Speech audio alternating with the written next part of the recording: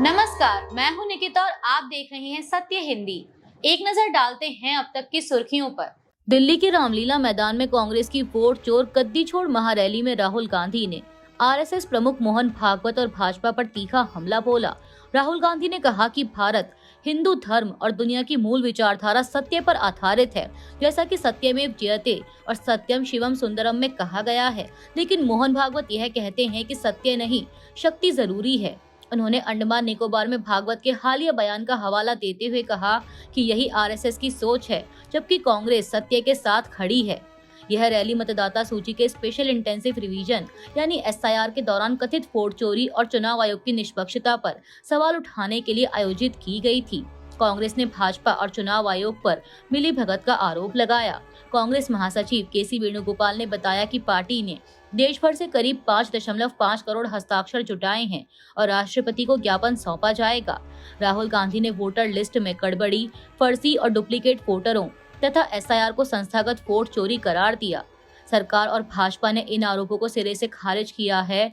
वहीं राहुल गांधी का दावा है कि उनके पास 100% सबूत हैं, जबकि चुनाव आयोग और बीजेपी इसे राजनीतिक ड्रामा मानते हैं। दिल्ली के रामलीला मैदान में कांग्रेस की वोट चोर गद्दी छोड़ महारैली में कांग्रेस प्रेसिडेंट मल्लिकार्जुन खड़गे ने भी बीजेपी पर तीखा हमला करते हुए कहा कि जो लोग वोट चोरी कर रहे हैं वे गद्दार हैं और वोटिंग के अधिकार और संविधान को बचाने के लिए उन्हें सत्ता से हटाना जरूरी है। खड़गे ने कहा कि सभी भारतीयों का यह फर्ज है कि वे एकजुट होकर कांग्रेस की सोच को मजबूत करें, क्योंकि सिर्फ यही पार्टी देश को बचा सकती है।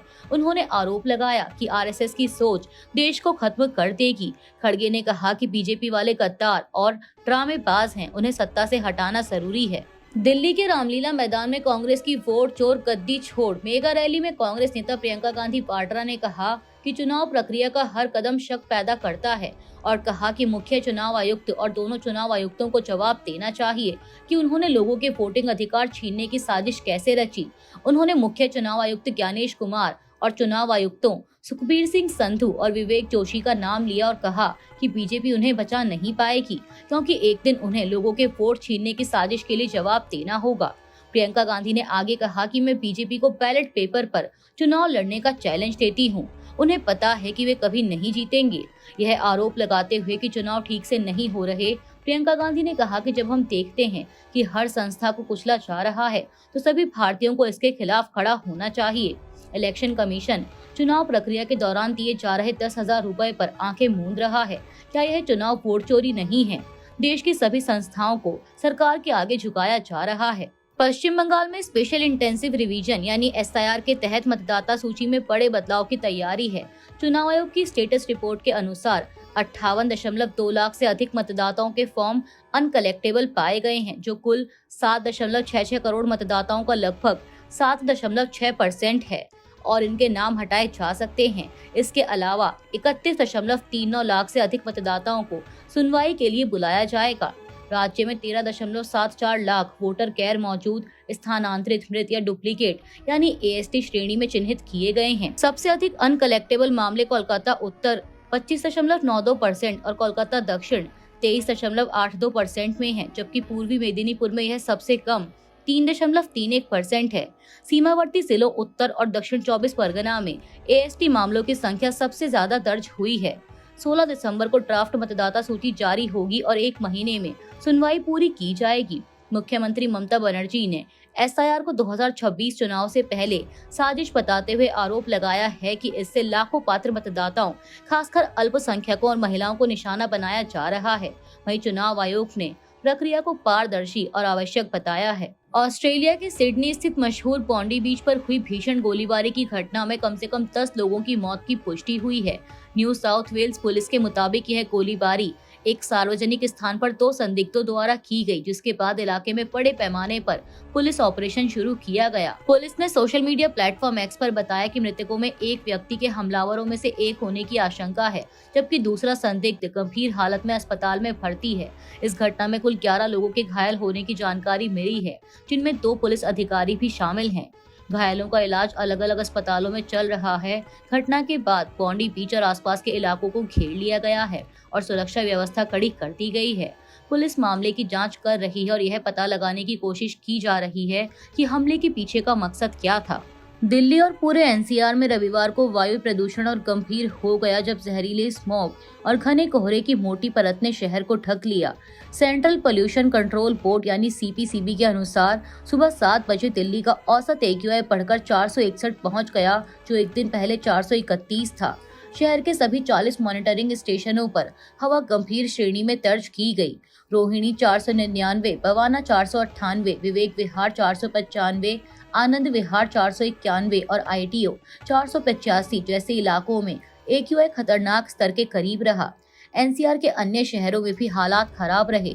नोएडा में एक्यूआई 470, गाजियाबाद में 460, जबकि गुरुग्राम बहुत खराब श्रेणी में रहा। घने स्मॉग और कोहरे के कारण विजिबिलिटी बेहद कम हो गई, जिससे आईजीआई एयरपोर्ट पर लो विजिबिलिटी प्रोसीजर लागू करने पड़े। हालात को देखते हुए सीएक्यूएम ने पूरे एनसीआर में क्रैप स्टेज 4 लागू कर दिया है, जिसके तहत निर्माण कार्यों पर रोक, ट्रकों की एंट्री पर पाबंदी और स्कूलों में हाइब्रिड क्लासेस जैसे सख्त कदम उठाए गए हैं। आईएमडी ने अगले कुछ दिनों तक कोहरे की चेतावनी दी है, जिससे प्रदूषण बने रहने की आशंका जताई जा रही है। भारत ने बिना फ्री ट्रेड एग्रीमेंट वाले देशों से आने वाले सामान पर इंपोर्ट टैरिफ बढ़ाने के मेक्सिको के फैसले पर कड़ी आपत्ति जताई है और संकेत दिया है कि अपने निर्यातकों के हितों की रक्षा के लिए वह उचित कदम उठा सकता है।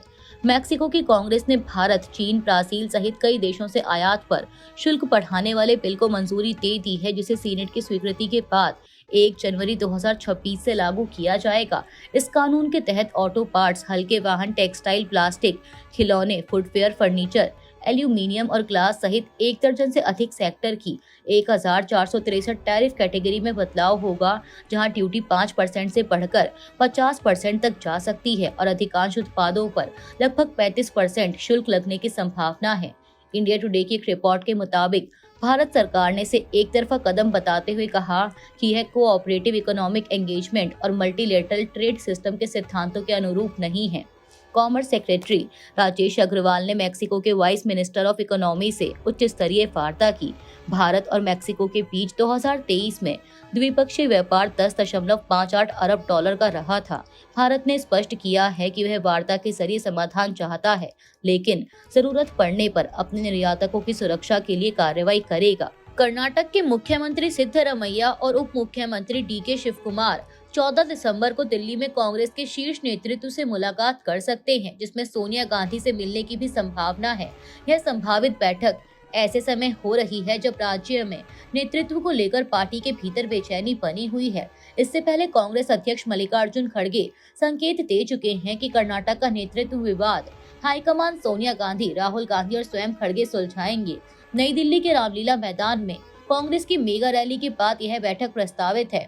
इस बीच बेलगावी में चल रहे विधानसभा शीतकालीन सत्र के दौरान सियासी संकेत तेज हुए हैं। कांग्रेस विधायक इकबाल हुसैन के उस बयान से अटकलें बढ़ी हैं, जिसमें उन्होंने सत्र के बाद शिवकुमार के मुख्यमंत्री बनने का दावा किया। हालांकि पार्टी ने किसी नेतृत्व परिवर्तन या 2.5 साल के फॉर्मूले की आधिकारिक पुष्टि नहीं की है। वहीं कांग्रेस इंचार्ज रणदीप सुरजेवाला ने कहा कि दोनों वरिष्ठ नेता हैं और शीर्ष नेतृत्व से मिलना सामान्य प्रक्रिया है। इंडियन एक्सप्रेस की रिपोर्ट के मुताबिक बिहार के नालंदा जिले में भीड़ की हिंसा का एक सनसनीखेज मामला सामने आया है, जहां 50 वर्षीय कपड़ा विक्रेता मोहम्मद अतहर हुसैन की शुक्रवार रात इलाज के दौरान मौत हो गई। गगन दीवान गांव के रहने वाले हुसैन पर 5 दिसंबर को भो थाना क्षेत्र के भट्टापार गांव के पास कथित चोरी के शक में भीड़ ने हमला किया था। आरोप है कि 15 से 20 लोगों की भीड़ ने उन्हें बंधक बनाकर बेरहमी से पीटा, कान काट दिए, उंगलियां तोड़ दी और गर्म लोहे की रॉड से दागा। हमलावरों ने उनसे करीब 18,000 रुपए भी लूट लिए। गंभीर रूप से घायल हुसैन को पहले पीएचसी रोह, फिर नवादा सदर अस्पताल और बाद में पावापुरी विम्स रेफर किया गया, जहां उनकी मौत हो गई। उनकी पत्नी शबनम परवीन की शिकायत पर 10 नामजद और 10 अज्ञात लोगों के खिलाफ मामला दर्ज किया गया है। पुलिस ने अब तक 6 आरोपियों को गिरफ्तार किया है और 2 नाबालिगों को हिरासत में लिया है। एफआईआर में दंगा, गंभीर चोट और हत्या की धाराएं जोड़ी गई हैं। पुलिस अन्य आरोपियों की तलाश में छापेमारी कर रही है। वरिष्ठ सीपीआईएम नेता बृंदा करात ने शनिवार को राष्ट्रपति द्रौपदी मुर्मू को पत्र लिखकर उत्तर प्रदेश सरकार के उस फैसले में हस्तक्षेप की मांग की, जिसमें 2015 के दादरी मॉब लिंचिंग मामले के आरोपियों के खिलाफ मुकदमा वापस लेने की प्रक्रिया शुरू की गई है। करात ने आरोप लगाया कि यूपी की राज्यपाल आनंदीबेन पटेल ने इस कदम को लिखित मंजूरी देकर न्याय की प्रक्रिया को रोकने की पूरी तरह गैर कानूनी और गलत कोशिश को आगे बढ़ाया है, जबकि मामले में मुख्य गवाह पहले ही अदालत में बयान दर्ज करा चुका है। उन्होंने बताया कि राज्यपाल की अनुमति के बाद यूपी सरकार ने ग्रेटर नोएडा की जिला अदालत में केस वापस लेने के लिए हलफनामा दायर किया। वृंदा करात ने राष्ट्रपति से तत्काल दखल देने की अपील करते हुए कहा कि चूंकि राज्यपाल राष्ट्रपति द्वारा नियुक्त होती हैं, इसीलिए न्याय के हित में हस्तक्षेप जरूरी है। उल्लेखनीय है कि गौतम बुद्ध नगर के बिसहावड़ा गांव में 28 सितंबर 2025 को मोहम्मद अखलाक की भीड़ द्वारा पीट कर हत्या कर दी गई थी और उनके बेटे दानिश को भी गंभीर चोटें आई थी। इस मामले में आईपीसी की कई गंभीर धाराओं के तहत केस दर्ज हुआ था, जिस पर देश भर में भारी आक्रोश देखा गया। वृंदा करात ने कहा कि सरकार ने भरोसा दिलाया था कि वह इसमें शामिल लोगों को सजा दिलाएगी। अभी के लिए इतना ही। बाकी की देश दुनिया की बड़ी खबरों के लिए जुड़े रहिए सत्य हिंदी के साथ।